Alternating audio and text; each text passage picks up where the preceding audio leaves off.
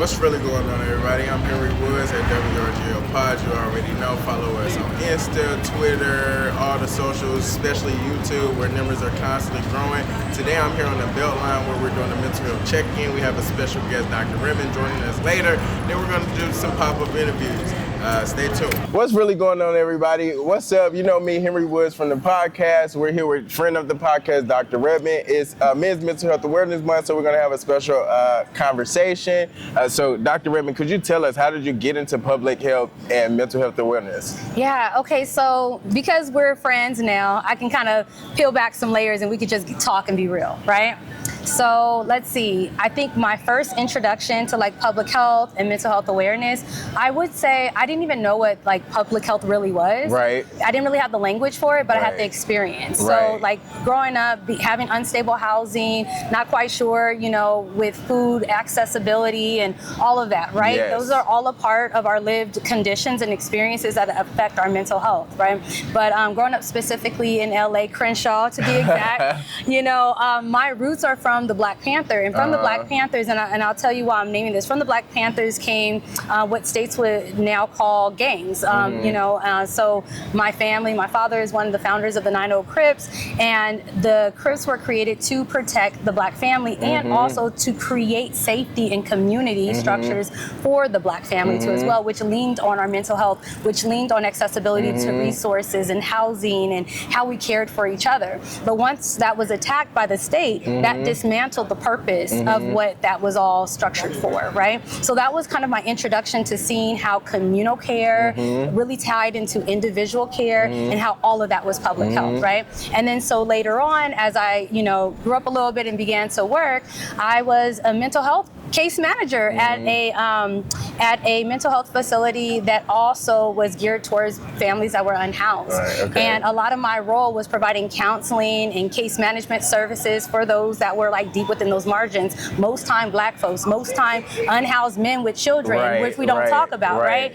And so my role was not only to provide counseling, but also to look at the entire life situation, help them find stable housing, help them get food security. I used to oversee the exchange of Section 8 vouchers. The way I was making arrange Section 8 vouchers, like people need housing. And I think sometimes we want to talk about mental health in isolation from lived conditions. We want to talk about mental health in isolation from if I have access to food, environmental safety, emotional safety, psychological safety. If I'm a single parent or if I'm a couple parent and my kids don't have a safe place to lay their head, that's going to affect my mental health. I'm glad you're speaking on that, because like all the barriers we face is, you know, sometimes marginalized communities. I'm glad you kind of highlighted those.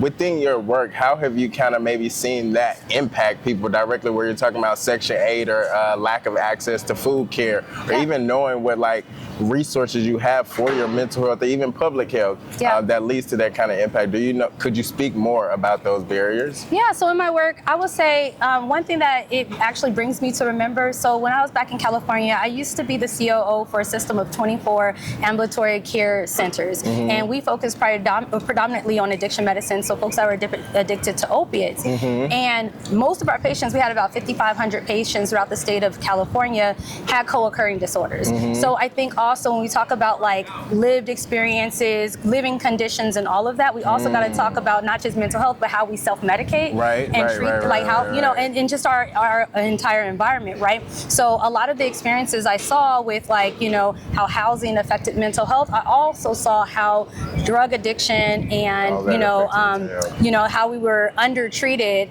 or what have you affected our mental health too as well. So I think that in order to kind of have deeper conversations about our mental health and addressing that, we have to address all of it, right? Like public health is about structures and systems, but we can't just say that loftily without actually thinking about the structures and systems. Like, why are we so unhoused, right? Why don't we have access to equitable food, clean air, all these different things, right? Why are our lived conditions so oppressed in so many different ways that directly affect our mental health and exacerbate the mental health conditions that already exist? Exactly. And then how would you say your community or environment adds into that? Like how you just said, sometimes the state comes in and funding is like allocated in a different direction, or there's not enough resources that people are aware of. Like, how do you feel like a community or a city like Atlanta is kind of advocating for more just awareness around mental health or public health? Yeah, so there's two things, right? yes, funding has always been very scarce when it comes to our health in general. Right. And I want to be very clear that our health is not separate from mental health. Right. Our health is encompassing mental health. I'm glad right? you said you know, that. so it's not like, oh, funding goes here, you know, in physical health over mental health. For Black folks specifically, our funding is not there, right? Period. Across the board with all of our health care, right? Especially for mental health services. So I think one of the components is like realizing and recognizing that, like, I say this with love, I am an abolitionist. I don't believe any governmental structure was designed to see us liberated, free, and healthy, right? So like, yes, we want to utilize the resources that do exist and try to pour those into, like, you know, community care and services and everything. But I also know Black folks, what we're going to do is we're going to figure it out as a community together. Amen. So I think we don't talk enough about what community collective care looks like when we're talking about nurturing our mental health and our psychological safety and well-being. I'm glad you kind of spoke about Black people specifically. How do you think, like, certain, like, you know, misconstrued notions, or just like that's I don't want to touch that around mental health, those uncomfortable conversations, unconventional, that's the word I wanted to use, conversations, especially with Black people, Black men maybe specifically. How do you think mental health and that, like, interacts? Okay, so I'm gonna talk about two things. Like, okay, so us specifically as a Black community and Black family, of course, like, we say we're breaking generational curses, right? What does that look like when we're talking about mental health? Because a lot of the stuff that went on, harm, hurt, danger, grief, all that happened within the Black family, happened within the Black church, you know, like happened in very, you know, hush-hush structures and everything. So like, if we're trying to break generational curses, then we got to talk about those deep conversations, right? And then also, because of that, there's a culture of, like, you know, therapy is for the white folks, like therapy ain't for us or anything like that. But a part of it is because historically we didn't have a lot of Black providers. You know, now we're seeing a huge increase in Black providers. The other thing is accessibility, right? Like, even if we had as many Black providers as possible, do we have health insurance to cover that counseling appointment, right? Reoccurring weekly. You know, we can talk to people all the time. That got the tools to not only just listen, but also help us with the next steps, right? Like, do we have access to that? And if we don't, like, therapists need to be paid, so can we pay them out of pocket? Like, so there's that part of the conversation. But when we talk about, like, the taboo behind and the culture behind Black men specifically, I also want to name patriarchy and the gender binary, because I do think that we do not speak enough about, like, the colonial disposition or imposition that is gender, and that is, like, masculinity and femininity. Because we say, like, okay, in order to, like, fit within this binary, you have to present this type of way in order to be considered a man or masculine, and you have to present this type of way in order to be considered feminine, and then navigate society in that structure, right? But if we really had a conversation about dismantling the gender binary, we can all be free, like, liberated free, you know, because what is it? Like, what are we doing? What are we doing? You know? So, like, I think that because of that, you see direct harms even in Black men's mental health. Like, you know, the fact that, like, oh, if you cry, what does that look like? The fact that you say, look, I need help, or I can't handle this situation. I don't even know what accountability looks like. I don't even know what my role in this structure looks like, because I wasn't taught, told, shown, whatever, right? And even if I was, it's so toxic and unhealthy, I don't want to perpetuate that. But what does it look like to challenge that? And, you know, one analogy I'll give, I don't even know if it's a good analogy, but I think about, you know, we're talking about shift culture, shift power, this and that. How does a shift even happen? Somebody has to grab the stick shift, right? And if we're not grabbing that damn stick shift, we're all in the back seat. I don't even know if we buckled up. Listen. You hit on so many topics that me as a Black man coming of age I've dealt with. And I think they're so ingrained in society. How you say, like, uplifting, like, gender roles and just the patriarchy at large. It makes it difficult to kind of, like, want to even step out of that. Something I've shared on the podcast and I'll share with you now, I deal with the anxiety on a very intensive level. And for me, therapy is something that I personally practice. How do you feel, or what do you feel about that, like, Black men seeking therapy, not even if you, like, maybe think it's a mental disorder, but you're just feeling stressed, or you're dealing with a lot, especially in this high economy. What do you think about that topic, like therapy and Black men?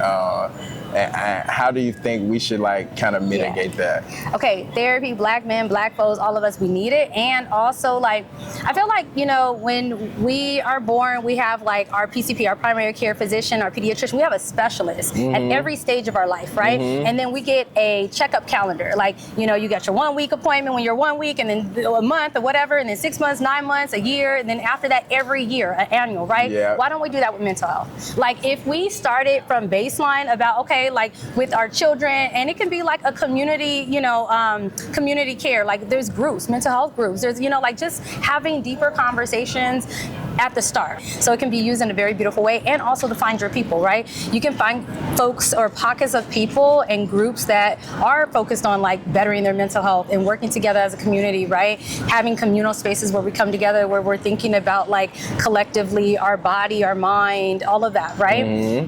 But then on the flip side, social media can also attack our mental health, right? We're constantly comparing. We're constantly moving and wanting to be like this person or do this or do that, right?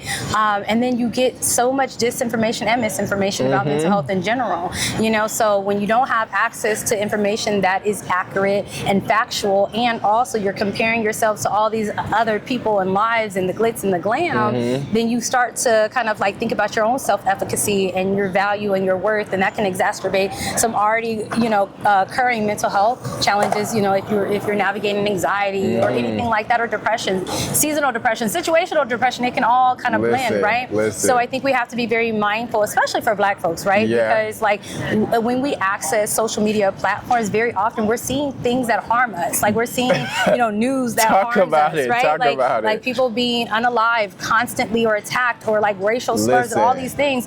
And that's all a part of weathering, how we take in that chronic stress, racism, etc., and how it affects our external health, our health outcomes, right? And so if we're not mindful of that, we can't regulate it. So I think if we talk more about what we're consuming, how we're consuming it, and why we're consuming it, we can kind of like level set to make sure that we're not like causing more harm than good for ourselves. Right. So you would say like limiting your social media would be ideal, especially for the impact of your mental health. Yeah, I think that can be an option, right? Like if that's one of the kind of like barriers, or to like feeling like you can be happy, whole, and well, you know, happy, whole, and free and everything, if you feel like observing other people's lifestyles and, you know, having access to things that don't really necessarily benefit you is affecting you negatively, of course, like course correct, right? Like limit your screen time and things of that nature and stuff. But also like not even just on that surface level. I would just say with social media, that is a digital platform. That's how we connect.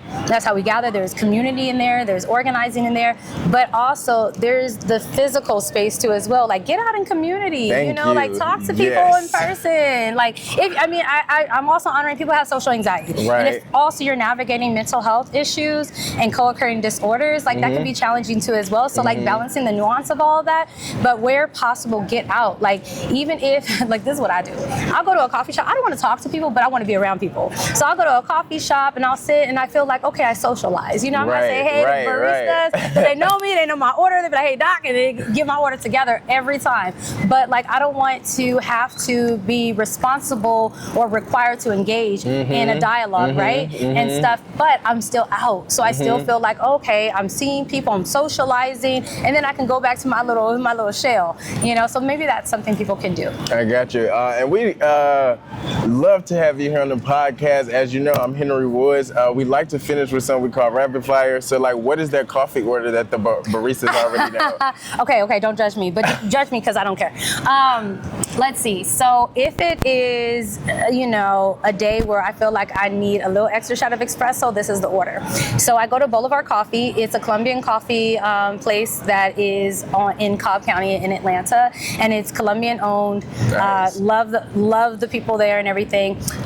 So I get an arequipe latte, and the arequipe is similar to, don't judge me if I'm getting this wrong, but from what I understand, it's similar to like a more caramelized caramel. caramel. Okay. And so it's Air-Cupid latte with cardamom added. Cardamom is a spice. Okay. So similar to nutmeg. So with cardamom, with oat milk and cinnamon on top. I always gotta have cinnamon. That sounds right? very I might get an extra shot. It's not. Don't judge me. And we didn't ask for a call and response. We didn't do that. We didn't ask for call and response. Okay. You asked me what my order was, and then you're just gonna receive the information and sit with it. Okay. Just you don't make sure it's ready. You don't gotta do too much. Okay. But okay. So usually it's ice. Colder season's a little, it's hot and everything, but it's an extra shot of espresso because there's other shots that go into a large, but that's what I get. Gotcha. And then how do you, Dr. Redman, handle your mental health or do your check-ins? Oh yeah, see, I go to therapy, for sure. But I believe in communal care, right? And communal nurturing. I love to be in my community, right? So like community can be family, your birthing family, it could be your chosen family, it can be your friends, it could be your work life, it could be here on the Beltline,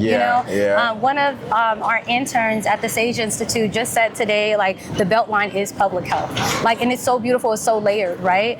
And there's nuance to that too as well with the construction of the Beltline, all that kind of stuff. We had that conversation, but like, that's what I do. Like just be out somewhere. Doesn't mean I'm outside, but just with the people. Yeah, it could be like literally sitting down. And honestly, this brings me so much joy, just knowing that I'm in community and we're taking care of each other, right? But on days where I can't be in community or it doesn't feel right being in community, I just sit out in my backyard, and sit in some grass and everything. And I'm just grateful that I have a backyard. So I'm able to sit there and just be at peace. Look, that's a blessing. And as you know, I'm Henry Woods from at wrgo Pod. Dr. Redman, can you tell the people where can they follow you, where can they tap in? Hey, yes. You can definitely follow me on Instagram at drkrystalredman.com or at rpanel TV on Instagram as well.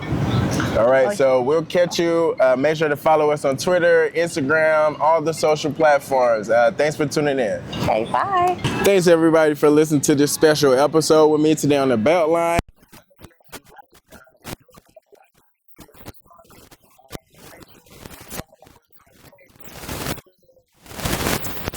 From all the social channels. I sound like Noah right now, huh? But anyway, stay tuned in, stay tapped in, and always know what's going on in your local community.